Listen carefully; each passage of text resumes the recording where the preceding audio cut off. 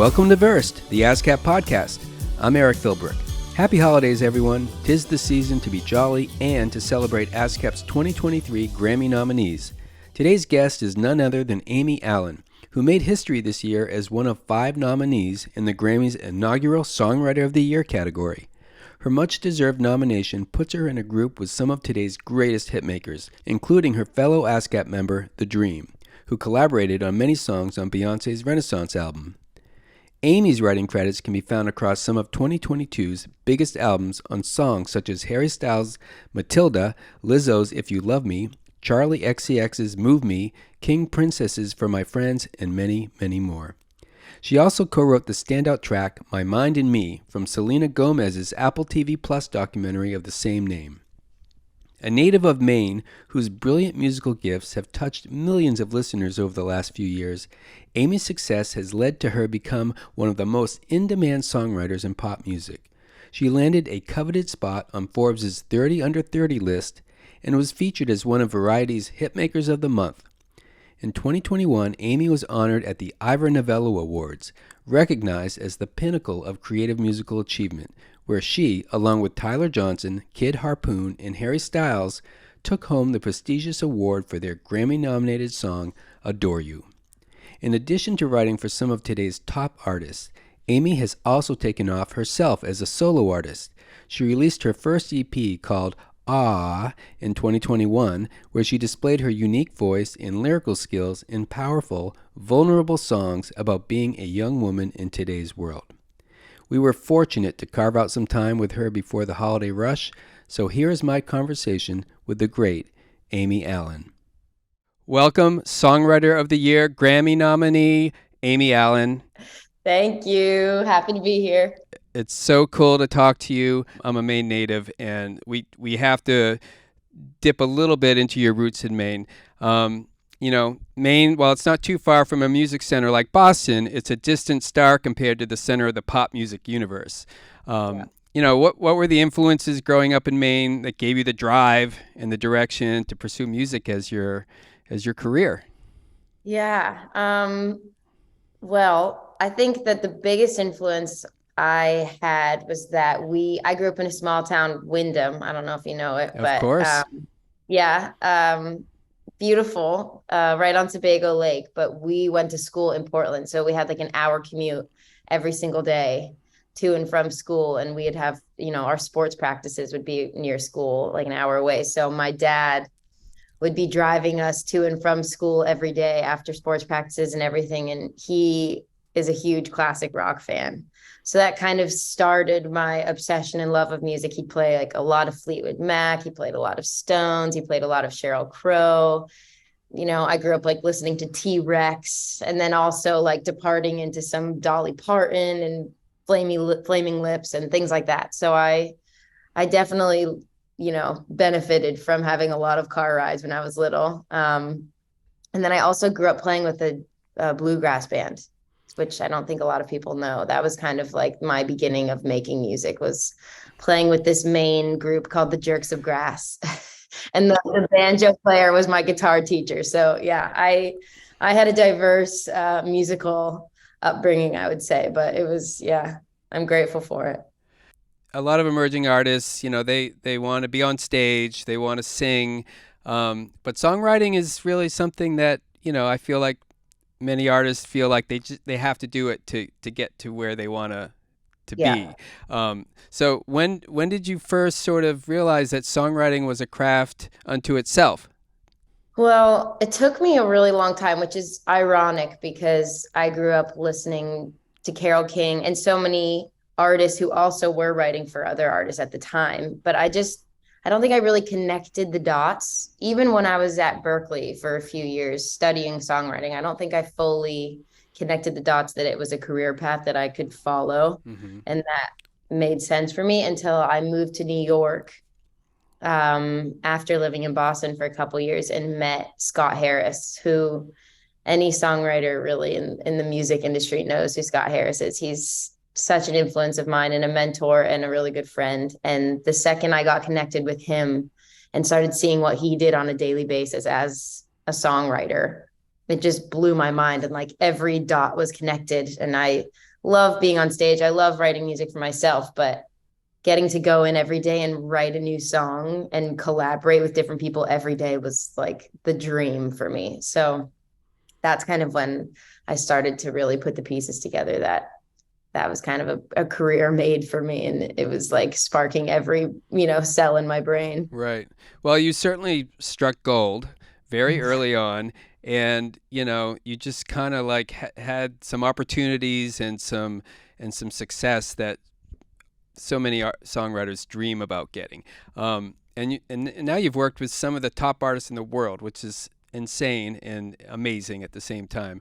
What are working at that level with people like Selena Gomez and Lizzo and Harry Styles. What are some of the most valuable creative lessons you've learned working at that level? I think the first big one for me was, and I'm really grateful and very lucky that I had a mentor like Scott Harris right at the beginning. So I could kind of be learning with him as I was in the room and feel comfortable asking him questions about, how to just like be more comfortable with the whole process. Cause it is quite a scary process when you're first getting into it and learning kind of the flow and the etiquette of a session and, when is too hard to push and when is too, far to stand back. And I think the first valuable thing that I learned was to not be afraid to sound stupid in the room because it's nerve wracking, especially when you're working with somebody like Harry or Selena or King Princess or, people that I really admire and look up to. You want to come across like you're a phenomenal songwriter and that you have all the right answers. But the reality is that nobody has that in a session. And usually the best songs come from like saying way too much and then kind of like whittling it down. And I think when I first realized I have to say a lot of mediocre things or play a lot of, not very good chord progressions to then get to the gold, it like made everything kind of open up for me. And I think that that's a trap a lot of songwriters can fall into at the beginning is they don't want to say something that they feel like insecure about. But I find that all the great songwriters I look up to just go for it. Like Right. they just go with their instinct and follow their gut. And that's what leads to great songs. So Just throw yeah, stuff out there. Don't be afraid to be vulnerable totally. and look stupid and you know. Yeah. And treat every session like a learning experience. Even like some of the, hardest sessions I've ever been in. Usually the hardest ones are the ones that I learn the most from. And, you're not always going to feel like you're the best writer in the room is the reality. So it's good to learn from people and how they work and how they see the world and different language they use. And yeah, it's a constant learning situation, really. I'm learning every day. I mean, do you feel like you need to sort of vibe with your co-writer's personality or the artist's personality, or is that always necessary? It helps, but I actually don't think it's always necessary. I think the most important thing is that whatever the artist can talk the most about, like feels like they could vent about for hours, is usually what I would latch onto as okay, this is what we should write the song about. And if I can find a way to connect their experience to my own personal experience, then we're fine. Good. 9 times out of 10, we're off and running. It doesn't matter if our personalities match up. Like we're all humans. We all go through the same things and we'll usually find a common thread that we can both write a song about. So Cool. yeah. Um, so you're nominated in a brand new Grammy category, Songwriter of the Year. That is huge. It's historic, actually. Has that really sunk in yet? Like, what are the feelings that this generates in you? uh, so grateful I mostly just gratitude for everyone that has made this category a reality because I think for so long, songwriters are kind of, it has been a huge part of the music industry that is overlooked and, not spent a lot of time recognizing these phenomenal songwriters that have been my idols for ages and have, I think the backbone of the music industry is the song, which is open for debate. But my personal hot take is that it is. And it's so important to recognize and to honor the people that are helping to make those songs. And I think a lot of people, like even my closest family and friends, they're always like, wow, I've listened to this artist for so long, or I listened to this song on the radio and I had no idea that there's a team that helped make this happen. Right. And I think it's really inspiring that it's a category now, because so many people like me growing up in small towns or wherever you're growing up in, like, I think we just don't know that being a songwriter for a career is an option. Right. And I, went down a lot of paths and got lucky into fumbling into, I realize now that this is something I can do. But I think if I had known, because I would watch the Grammys when I was little growing up, if I had known that that was there and existing and people were making a living off of it and making great careers, I would have, gotten on the track a lot earlier. Right. So it's exciting, I think, for every songwriter to come in the future that this is there now.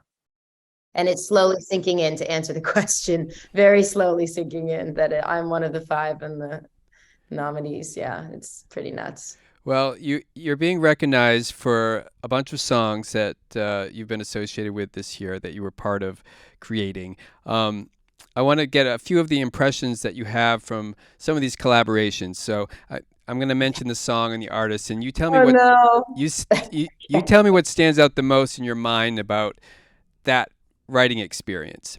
Okay. So let's start with For My Friends with King Princess. It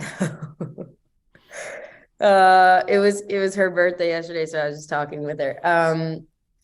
Well, okay, a few things on that one. For My Friends is obviously a very intimate, personal story that I absolutely loved being able to help her and Ethan make. But honestly, the thing that stands out most of that session I think it was the first time we met, and I was hysterically laughing the entire day. Even though we wrote a kind of serious, beautiful, like introspective song, I could not get over how funny Michaela is. Like start to finish, I was like peeing my pants laughing at her the entire time. She's so funny. So yeah, I just like instant sisterhood with her and absolutely love her to death. But we had a great day. Very cool. So next is Move Me with Charli XCX. Oh, I loved that day. I love that day so much. I think we were in Palm Springs, and I guess the word would be excitement, because first of all, I've been a huge fan of Charli XCX for as long as I can remember. Absolutely love her. And I think that was the first session in person since COVID that I did. So, and we were, I think, in like Palm Springs at a camp or something, and everyone was just like electric. They were so happy to finally be making music again. We had all been doing Zoom, FaceTime sessions for months and months and months. So being able to be with Charli was unbelievable. And also just being able to get to make music again was just like, I was over the moon. Such a fun day. Nice. All right. So If You Love Me with Lizzo is a song that's it's a very vulnerable song for her. You know, she's got many sides to her, but this one is something that's, you know, she's very kind of like opening herself up and just, you know, laying it all out there. Tell me a little bit about that. Just inspiring, honestly. I've loved Lizzo's artistry for a really long time, and I love how she's constantly pushing the boundaries of pop music and what's on the radio, and I love her melodies, I love her lyrics. Fan. I think that's the takeaway from that day. I was grateful to be there. Great. And so one more, Matilda with Harry Styles. Oh, I loved that day. I think that was just a cathartic day, honestly. I loved getting to make a song off of Fine Line with him.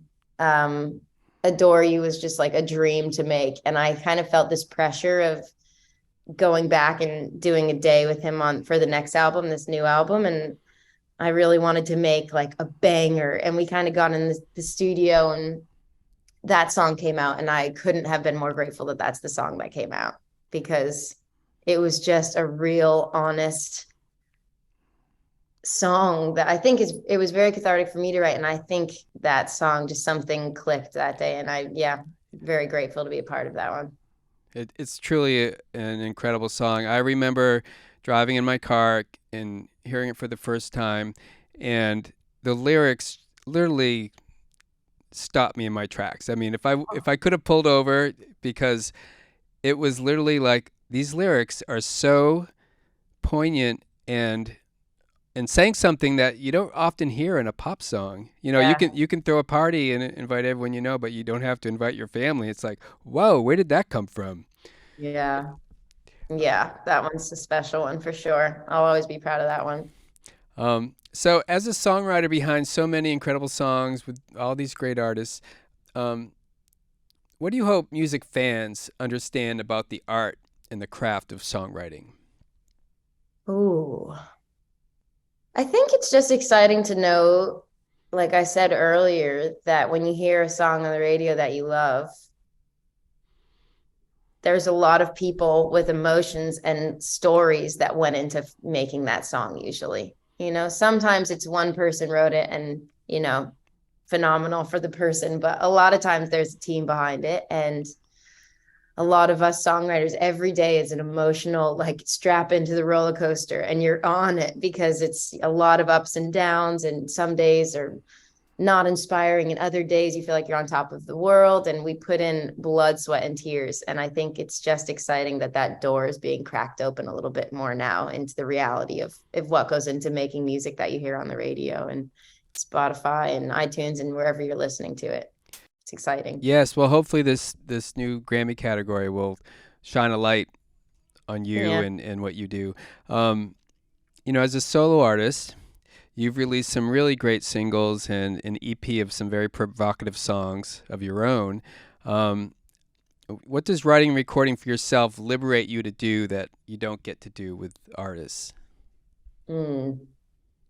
Yeah, I think that's a really important thing for me because as a songwriter, when I'm writing for other people and with other people, my creative input, any songwriter's creative input, really ends when you say goodnight to everybody and close the door and walk out of the studio and the session's over. Right. It really kind of ends there. Very rarely do you get to go back and work on a song for another day or 3 days or 4 days. That doesn't really happen.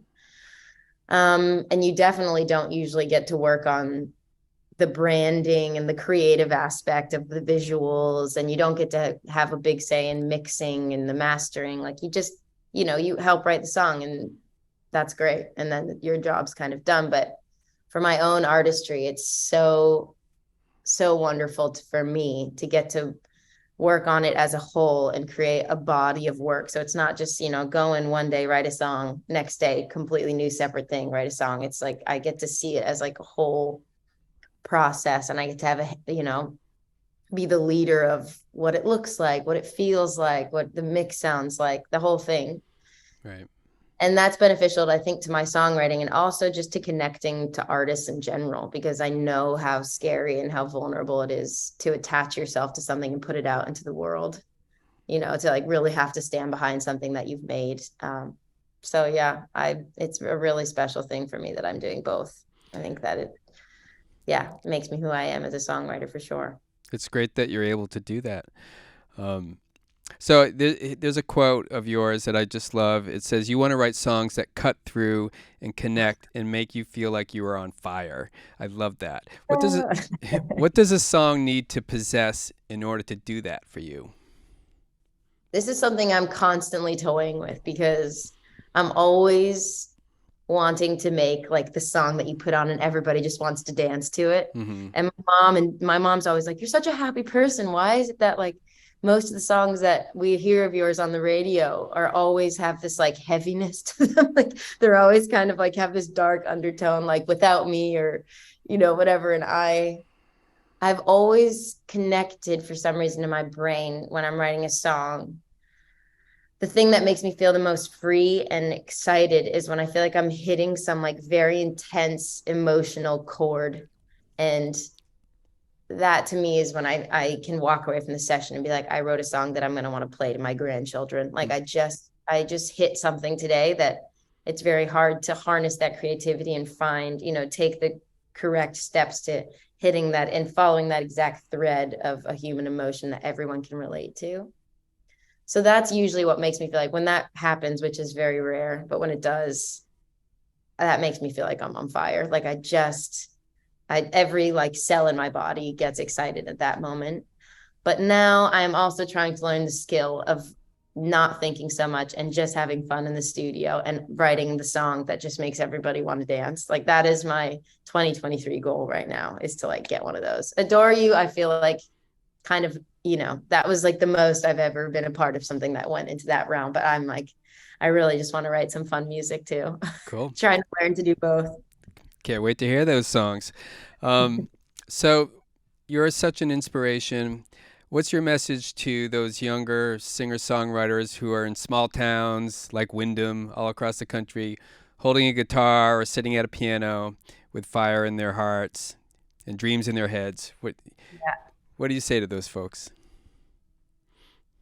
I think I would say find collaborators as soon as you can, because that is what opened my entire songwriting world up to me, is finding people that I can learn from and that I'm inspired by and that can teach me something in some way, and that I can give a piece of myself to, and in turn they give a piece of themselves too. And yeah, I think collaborators are the biggest thing. And I also think it took me a long time to realize this, but lean into what makes you different. Like what is different about your lyrics or stylistically, your sound, whatever you feel like is your thing, like don't shy away from it, because as we all know, trends in pop music change weekly. But the one thing that I think stays common throughout all of music history is authenticity and real lyrics that like speak to the core of who we all are as human beings. And so just trying to be authentic to yourself, I feel like is the most important thing that I think all songwriters are still kind of learning. I'm for sure still learning how to stay on that track always. But yeah, I guess collaborators and authenticity. Yeah, beautiful advice. So finally, you've had an amazing year doing what you love. What are you most excited about in the new year? I'm really excited about releasing my own new music because I've been working so hard on it, and I'm really proud of it. Really, really, really proud of it, and grateful to be able to make it. So releasing new music, top of the year, very excited. And also just going to the Grammys, regardless of what happens. My whole family from Maine is coming. They're very excited. We have a group thread of what we're going to wear and what we're going to do for an after party, regardless if I win or not. I think it'll be a memorable weekend with my family, regardless of the outcome. And I'm just so excited to have them here and to go. And for songwriters in general to be nominated in any way like this is just like such a win. So I'm excited for that chapter for sure. Well, once again, congratulations on your Grammy nominations, Amy. Thank you for being an ASCAP member. Thank you. And of course. have a great time at the Grammys and in the year ahead. We love you so much, and we're just looking forward to all the new music that you're going to share with us. Thank you. I really appreciate it. I love her energy. If you want to check out a playlist of Amy's body of work, visit ascap.com/versed. While you are there, you can also find an archive of conversations with other great ASCAP songwriters and composers. Thanks to everyone who made this episode possible: Amy Allen, Eitan Rosenblum for editorial support, Tiffany Sims for graphic design, Kate Cordova for social media, MXM Tune, Rosaline Scher, and Colin Pomeranz for our uplifting theme music, and Benjamin Keynes of Sight Sense Productions for audio and video editing. If you like what you hear on Versed, tell your friends, comment on our YouTube channel, and share the podcast to help spread the word and grow our community. Before I go, I just want to wish good luck to all of this year's ASCAP Grammy nominees. Thanks for listening, everyone, and may your days be merry and bright.